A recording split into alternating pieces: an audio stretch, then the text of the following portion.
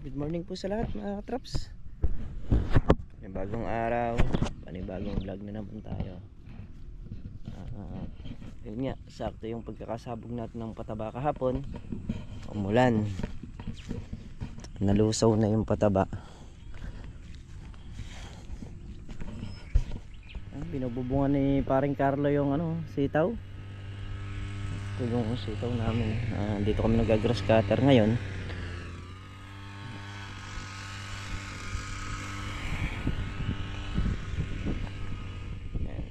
Scatter na yung pagitan. Maraming dito, maraming binhing kulitis, kaya kailangan maliit pa lang talagang scatter na. Mga kulitis yung nasa gilid na yan. Ayos lang yung pagkakatanim ng sitaw, talagtagin. Tapos ang gusto ko pa dyan, medyo manipis yung dahon. Puro sitaw po yan mga katrops.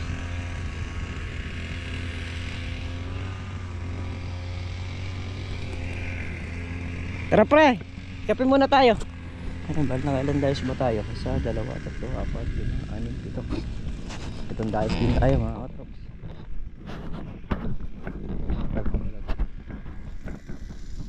Kape muna tayo, tang. Yun mga katrops. At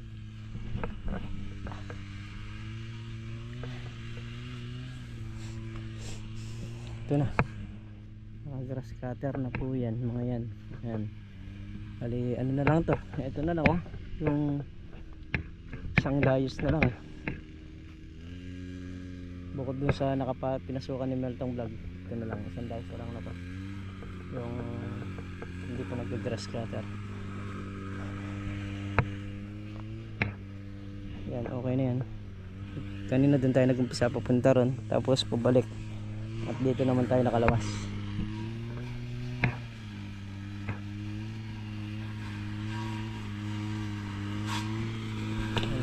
Yan na lang dalawang butas na yan. Ayan yung tinututukan niya.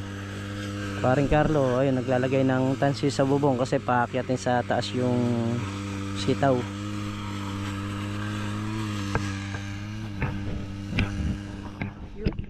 Dumi. Yun ang GoPro natin. Tapos na. Nag-grass cutter na. Nakatrops yung pwede ng sitaw. So yung mga katrops, dito tayo kumuha ng darak sa may kunuhan. Merong available dito. At ayun, babagsak natin yung darak doon na lang sa bahay ni paring Carlo para hindi malayo, kasi dito rin naman to sa may Santa Isabel. Ayan, kumuha tayo ng dalawang sako. Boss, yung isang sako niyan merong ilang kilo? Yung isang sako merong ilang kilo?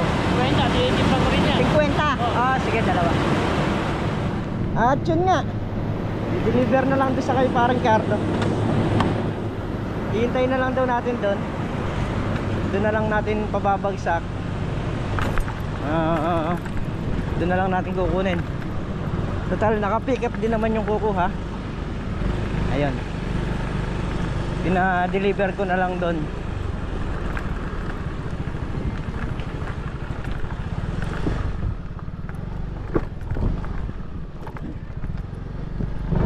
Dito lang din naman yun sa may Santa Isabel. Ang hindi ko na lang nahahanap yung palay. So kailangan ko rin ng palay na patuka sa mga manok, kasi gagamitin yan sa farm. So maraming alaga, kaya yun.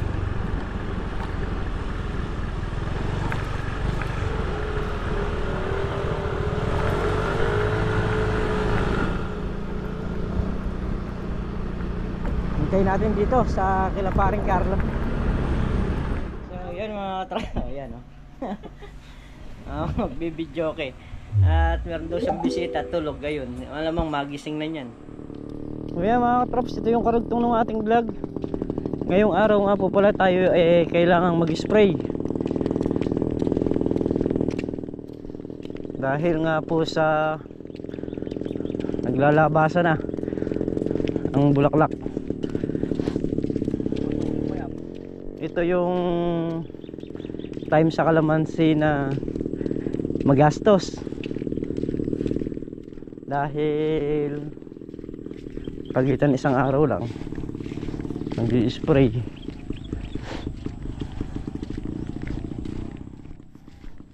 Tutulakan lang namin sandali itong motor dahil nga hindi makaahon dito. Ito naman yung mga katabi nating kalamansi, oh. Kadaming patay na kalamansi na, pre. Ang daming baldaw. So sayang lang pagka ganyan ang sistema ng pag-aalaga, oh. Ayun, oh. Ayun, oh. Nasunog na yung mga sanga ng kalamansi dahil sa baging. Natambo na ng baging. Ayun, nakuha na sunog.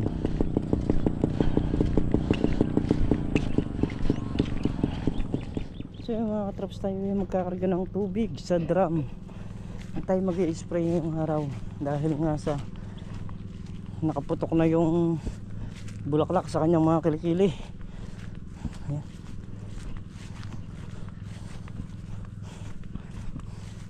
Ayan. O yan, mga bulaklak mga katrops, ayun, oh, kapal. Palain sana tayo na lalong kumapal pa. Ayan, oh, ang bulaklakan na yan. Yan, bali ito, nilagyan ko na ng gamot para pagka bumuga yung tubig nakahalo na siya. O kukunin lang natin yung power spray. Pupunawan ko lang ng laman tong drum.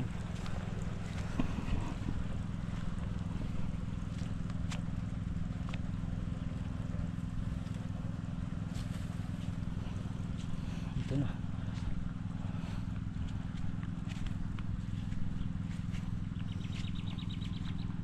So kung mapapansin nyo, yung mga naunang ginamit natin na gamot is talagang may init, no? Pero ngayong bulaklak na yan, gagamitin natin gamot dyan yung medyo malamig na. Kasi nga pag mainit pa yung gamot na gagamitin natin dyan, malalaglag yung mga bulaklak na yan.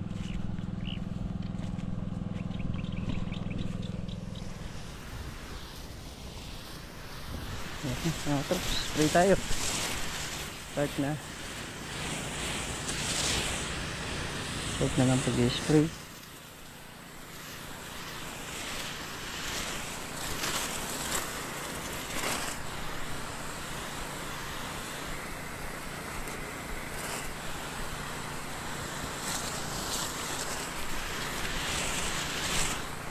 Bali pisngihan yan mga katrops.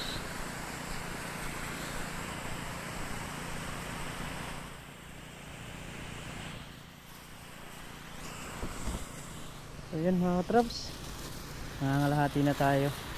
So dapat ang schedule natin talaga ay pag-grass cutter. So nasilipan ko lang itong mga kalamansi dahil araw-araw na sa paglusong natin, ito yung ating sinisilip kung sprayin ba o hindi.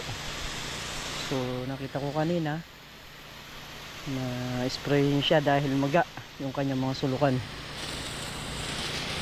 at doon magmumula yung bulaklak. Ang maninira kasi mga katrops, bumubukol pa lang yung bulaklak, eh tinutusok na. Kaya naman kailangan hindi niya makuha pang bumukol, mahalagaan na ng spray para nang sa ganon eh iwas sa mga maninira.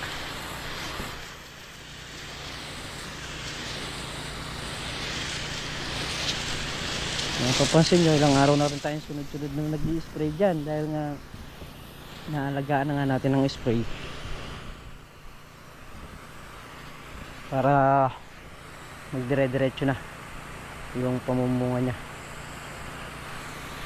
Dahil nakasingit nga tayo ng ilang araw, yun yung pagkakataon natin. So hindi tayo nakapag-start ng August, September dahil nga sa pag-ulan-ulan, hindi pa natutuyo, eh umuulan na. Kaya naman ganong Talagang yun ang gusto kong buwan na pagpapabunga. Kaya lang hindi natin kinaya dahil sa pag-ulan-ulan. Hindi natin nakuhang nakasingit. Saka sa bata pa ng kalamansi, talagang sanga pa yung ilalabas niya.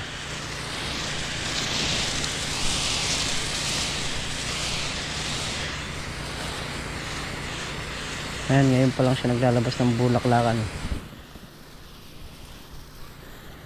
Okay na rin at makakapag-start na tayo.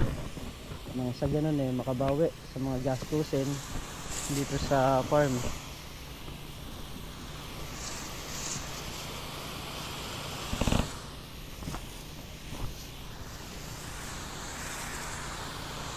Dahil alam niyo naman mga katrops na ang pagpapabunga ay number 1 magastos sa kalamansi. Hindi biro kung may alagang kalamansi.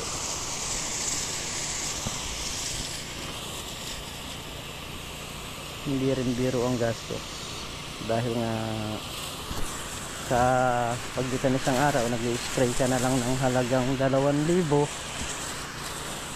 Sa loob ng isang buwan 15 days kang mag-i-spray. So dun sa isang buwan niya uubos na siya ng 30,000. Kaya kung gusto mo magkalamansi, wag mo na subukan, lalo na kung mahina lang din ang loob mo. Kagaya dito sa tabi natin, kaya ring itinanim, wala na, parang kawayan, parang nagtanim ng kawayan na itinusok katapos pinabayaan na. So hindi ganun ang pag-aalaga mga katrops. Kailangan pagka mag-aalaga ka talaga, porsigido ka na mapalaki mo, mapamunga mo ng maayos, para nang sa ganun sulit pati yung pagod mo, yung paghihirap mo, lahat ng mga kasamahan mo na mga naghirap, nakikita nila yung progress ng kalamansi. Pagka kasi ginagastosan yung kalamansi tapos parang wala lang nangyayari, kahit na sino pa manager mo o financer mo, mawala ng gana. Pero pagka ang isang kalamansi nag-alaga ka talaga at inalagaan mo talaga ng gusto, kahit na yung mga manager mo, maiintindihan nila bawat kilos mo, bawat galaw mo, dahil alam nila na nauuwi talaga sa kalamansi yung ginagastos nilang pera. Hindi mo naman gagastosan yan wala, magiging kagaya nung isa yan, kabod na lang kalamansing tumubo, ganun lang. So dito nagkapabungan tayo, doon baka abutin pa na 1 taon yun bago magpabunga yun.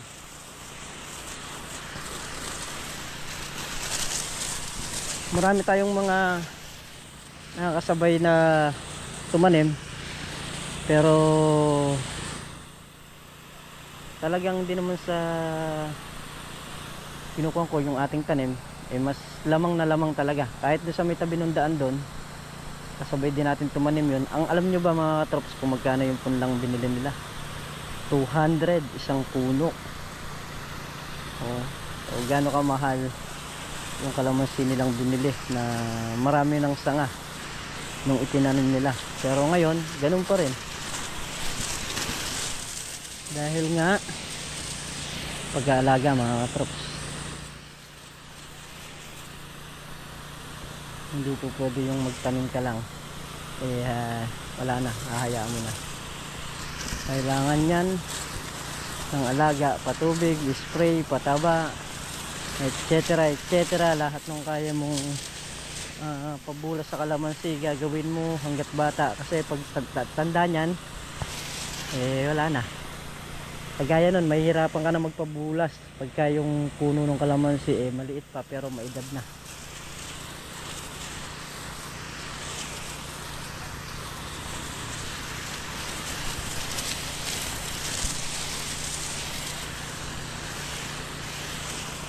Meron pa nga nagtatanong sa atin kung paano proseso ng pagkakalamansi. So ako naman, di ko naman ipagdadamot sa inyo mga katrops yung nalalaman ko. Lalo na kung talagang gusto nyong matuto. Yun naman nag-TPM naman sa akin mga katrops. May message sa akin na kung paano gagawin, kung paano kalakaran. So sinasabi ko naman sa kanila, hindi naman ako mahihiyang magsabi kung talagang yun ang kalakaran ng pagkakalamansi. Dahil sabi ko nga, ang kalamansi hindi naman basta-basta. Tapos na ako dyan sa tatlo na yan. Ayan na lang. Tapos na kami mga katrops. Ayan. Yan kami nga nakayari na mga katrops. Dito sa pag-i-spray mga ilang araw lang mga katrops, pakikita ko sa inyo yung gaano yung magiging bulaklak ng kalamansi na inaalagaan natin. So yun mga katrops, at yun nga yung ganap sa bukid, nag-spray tayo ng kalamansi gawa nung yung mga bulaklakan niya nakahulma na. Dire-diretso na yung ating pag-i-spray doon. So, bali kapagitan na lang natin. Ayan. At syempre nagpapasalamat ako sa inyong lahat sa suporta ninyo at sa pagtitiwala ninyo mga katrops. Ayan. Kay Sir Mark Ramos Dabalos, salamat po. Kila Tita Gemma, kila Tita Leia, kila Nana, ayan, kila Tidona, kay Mami A, maraming salamat po. At sa lahat po ng viewers natin na laging nakasuporta at nakasubaybay sa bawat channel, bawat video na ina-upload natin. Ayan. Bus po ako nagpapasalamat sa inyo. Ayan. So muli mga katrops, kape muna tayo. Ayan. Ha? Yung picture mo dyan. Ang picture, video yan. Ayan, yung batang makulit. Toyo lang, okay na. Toyo lang ang ulam. Toyo lang ang ulam ng batang makulit. Ayan. So muli mga katrops, maraming salamat po sa inyo lahat at mag-iingat po kayo palagi. Sa noon po kayo naroon. Bye-bye po sa lahat.